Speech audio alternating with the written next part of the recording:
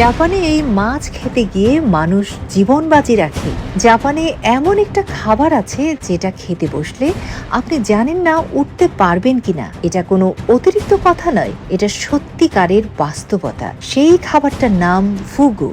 আর এই ফুগু তৈরি হয় এমন একটা মাছ থেকে যেটা রান্না করার পরেও মানুষ মেরে ফেলতে পারে। মাছটার নাম পাফার ফিশ। এই মাছটা বেঁচে থাকার সময় নিজেকে রক্ষা করতে শরীর ফুলিয়ে বিশাল আকার ধারণ করে, কিন্তু এর আসল বিপদ হলো এর শরীরের ভেতরে। পাফার ফিশের কিছু অংশে এমন একটা বিষ আছে যেটা পৃথিবীর সবচেয়ে শক্তিশালী প্রাকৃতিক বিষগুলোর একটা। আর এই বিষ শুধু কাঁচা মাছে নয়, ভুলভাবে রান্না করা মাছেও থেকে যায়। মানে রান্নার পরেও মাছটা আপনাকে মেরে ফেলার ক্ষমতা রাখে। এই কারণে জাপান সরকার ফুগু রান্নার জন্য কঠোর নিয়ম তৈরি করেছে। যে কোনো রাঁধুনি ফুগু রান্না করতে পারবেন না। শুধুমাত্র সেই রাঁধুনিরাই এই মাছ রান্না করার অনুমতি পাবেন যারা কমপক্ষে 3 বছরের বিশেষ প্রশিক্ষণ নিয়েছেন এবং সরকারি সনদ পেয়েছেন।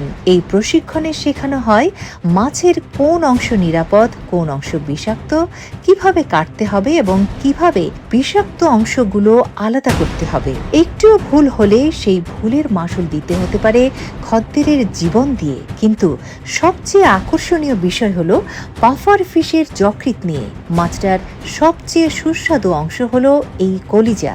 যারা খেয়েছেন তারা বলেন এই স্বাদ অন্য কোনো কিছুর সাথে তুলনা হয় না, কিন্তু এই সবচেয়ে মজাদার অংশটা এই সবচেয়ে বেশি বিষাক্ত।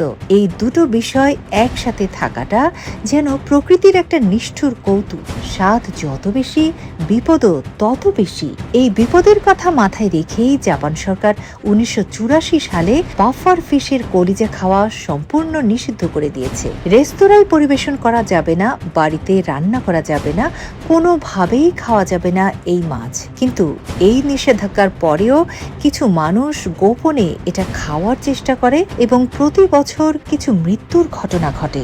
এই পুরো গল্পটা একটাই কথা বলে, মানুষ স্বাদের জন্য, অভিজ্ঞতার জন্য, রোমাঞ্চের জন্য নিজের জীবনকেও ঝুঁকিতে ফেলতে রাজি। এই বিষয়ে আপনার কি মনে হয় সেটা কমেন্ট করে জানান আমাদের।